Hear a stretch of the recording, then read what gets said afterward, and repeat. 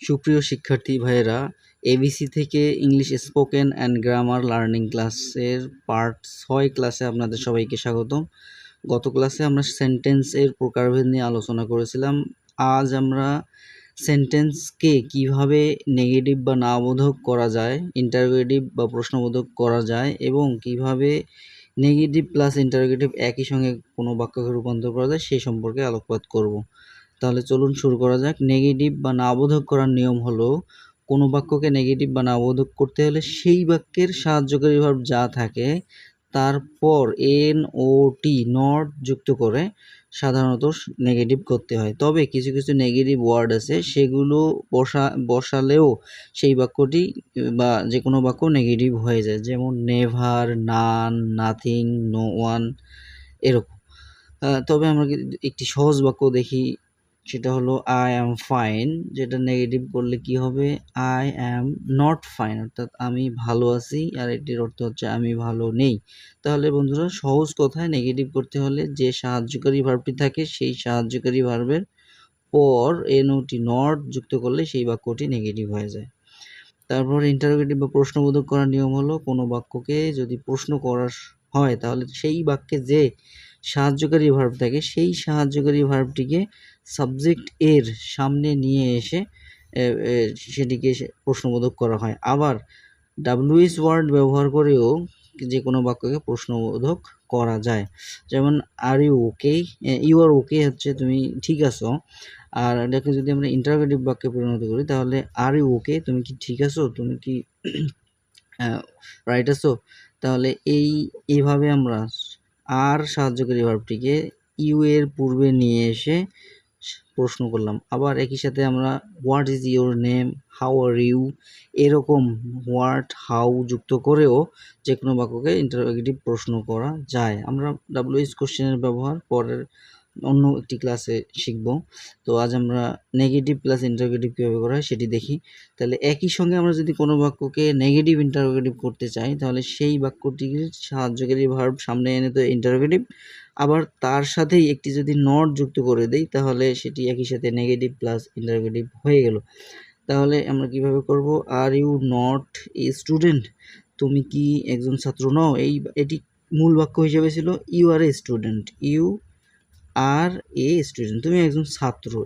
এটিকে আমরা সাবজেক্টের আগে ইউ নিয়ে এসে ইন্টারোগেটিভ এবং তারপর নট বসিয়ে নেগেটিভ, অর্থাৎ একই সাথে নেগেটিভ প্লাস ইন্টারোগেটিভ করতে গেলে এই দুইভাবে আমরা করতে পারি। একটা হচ্ছে সাবজেক্টের আগে প্রশ্নবোধক সাহায্যকারী ভার্ব করে এবং সাবজেক্টের পর নট, এবং এদিকে আমরা একই সাথে আরএন্ট ইউ এ স্টুডেন্ট, ARENT, আয়েন্ট, এই উচ্চারণ হচ্ছে আরএন্টের আর উচ্চারণটা হবে না এখানে, আরএন্ট ইউ এ স্টুডেন্ট, অর্থাৎ এভাবে আমরা করতে পারি যে আর এনটা একসঙ্গে বসিয়ে আবার আর ইউ নট আলাদা করে বসিয়েও।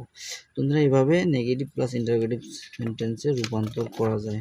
এরপরে আমরা সেন্টেন্সের প্রকারভেদে যে সেন্টেন্সগুলো সম্পর্কে আলোচনা করছিলাম সেইগুলো 3 নাম্বার সেন্টেন্স হচ্ছে ইম্পারেটিভ সেন্টেন্স। ইম্পারেটিভ সেন্টেন্সটা কি? যে অনুজ্ঞাসূচক বাক্য।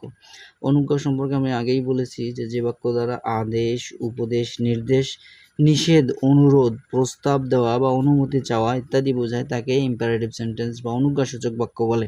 তাহলে এগুলো কিভাবে গঠন হতে পারে? আমরা এখন থেকে এই যে গঠন বিষয়টা নিয়ে আলোচনা করব, অর্থাৎ এই ধরনের বাক্য দিয়ে আমরা অনেক বাক্য গঠন করতে পারবো।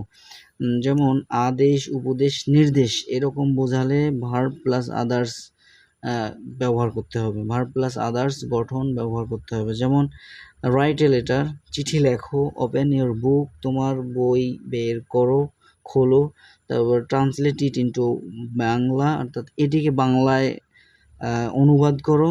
এরকম যে কোনো যদি আদেশ, উপদেশ, নির্দেশ বোঝায়। যেমন নির্দেশ কি হতে পারে? দাঁড়াও, বসো, অর্থাৎ স্ট্যান্ড আপ, সিট ডাউন, এগুলো দ্বারাও ইম্পারেটিভ সেন্টেন্স হতে পারে। তারপর উপদেশ কি হতে পারে? সদা সত্য কথা বলবে, অলওয়েজ স্পিক দ্য ট্রুথ, এরকম। তাহলে প্রথমেই ভার্ব বসাবো এবং তারপর আর যে মিনিংগুলো আছে বা আর যে কাজগুলো, নাউনগুলো, অবজেক্টগুলো আছে সেগুলো বসিয়ে আমরা আদেশ, উপদেশ, নির্দেশ বোঝালে ইম্পারেটিভ সেন্টেন্স ব্যবহার করতে পারবো। আবার যদি নিষেধ বোঝায় তাহলে প্রথমেই do not plus verb plus others বসিয়ে ইম্পারেটিভ সেন্টেন্সের নিষেধ ফর্মটা করতে পারি। যেমন ডোন্ট ডু ইট, এটা করো না। ডোন্ট প্লে পিয়ানো, পিয়ানো বাজাইও না। Don't run in the sun, রৌদ্রে দৌড়াইও না। ডোন্ট সুইম অ্যাট পন্ড, অর্থাৎ পুকুরে গোসল করিও না, সাঁতার কেটো না। এভাবে নট যুক্ত, ডু নট যুক্ত করে নিষেধ সূচক বাক্যগুলোকে আমরা ইম্পারেটিভ সেন্টেন্সে রূপান্তর করতে পারি বা ইম্পারেটিভ সেন্টেন্স আকারে প্রকাশ করতে পারি। এরপর হচ্ছে অনুরোধ বোঝালে একই কথা ভার্ব প্লাস আদার্স বসবে, কিন্তু শুরুতে প্লিজ অথবা কাইন্ডলি এই টাইপের যে কোনো একটি শব্দ দিতে হবে। তবে জুনিয়র বা সেম এজ বোঝাতে প্লিজ ব্যবহার করব, আর যদি সিনিয়র কাউকে বোঝাই, অনুরোধ করি, তখন কাইন্ডলি বোঝাবো। যেমন প্লিজ হেল্প মি, অর্থাৎ এখানে জুনিয়র বা ছোটদেরকেও বলা যেতে পারে, আবার সমবয়সীদেরকেও বলা যেতে পারে, দয়া করে আমাকে সাহায্য করো। আর kindly do me a favour, তাহলে এটা হচ্ছে কি, দয়া করে আমার জন্য কিছু করুন, আমার কল্যাণে কিছু করুন, এটি। অর্থাৎ সিনিয়র বোঝাতে কাইন্ডলি, জুনিয়র বোঝাতে বা সমবয়সী বোঝাতে প্লিজ ব্যবহার করে ভার্ব প্লাস আদার্স ঠিক রেখে অনুরোধ বোঝানো বাক্যগুলো আমরা ট্রান্সলেট করতে পারি।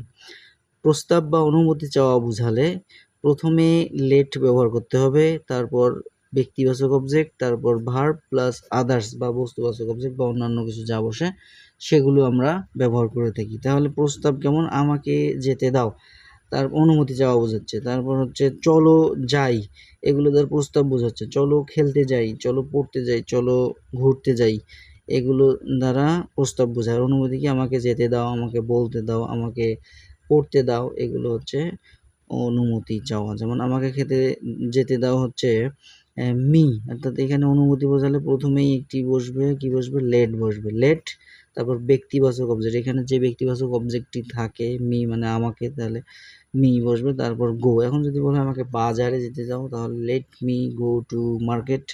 আমাকে স্কুলে যেতে দাও, let me go to school. আমাকে বলতে দাও, লেট মি সে, আমাকে কথাটি বলতে দাও, let me say the story, আমাকে সেই গল্পটি বলতে দাও। তারপর চলো যাই, এখানে চলো বলতে কি, চলো মানে হচ্ছে আমি এবং তোমরা সবাই মিলে চলো কোথাও বেড়াতে যাই বা ঘুরতে যাই। তাহলে কি হবে, তাহলে লেটের সাথে আমি এসি যুক্ত, এই কারণে চলো। তাহলে আমি কোথায় আছি, আমি আমরাতে আছি, এই কারণে লেট আস গো। আর এটিকে সংক্ষেপে আমরা লেট আসের লেটস হিসেবে ব্যবহার করি সাধারণত। তারপর লেটস লার্ন ইংলিশ, চলো ইংরেজি শিখি। লেটস ফান, চলো মজা করি। এরকম শব্দগুলো যখন আমি নিজে থাকবো তখন লেট দ্বারা যুক্ত হবে। এখন যদি বলা হয় তাকে যেতে দাও, লেট হিম গো। তাকে পড়তে দাও, লেট হিম রিড। তাকে খেতে দাও, লেট হিম ইট। এরকম লেট যুক্ত করে অনুমতি বা প্রস্তাব দেওয়া বাক্যগুলো আমরা ইম্পারেটিভের এই 4 ভাবে, মোট 1 2 3 4, বন্ধুরা এই 4 ভাবে, এর বাইরে অন্য কোনোভাবে ইম্পারেটিভ সেন্টেন্স গঠন হয় না। আপনারা এই বাক্যগুলোর গঠন ঠিকভাবে উদাহরণ 2-1টা মুখস্থ বা গঠন মুখস্থ করলে এই ধরনের অনেক শত শত বাক্য ব্যবহার করতে পারবেন বা তৈরি করতে পারবেন। তাহলে আজ এ পর্যন্তই। সবাই ভালো থাকবেন।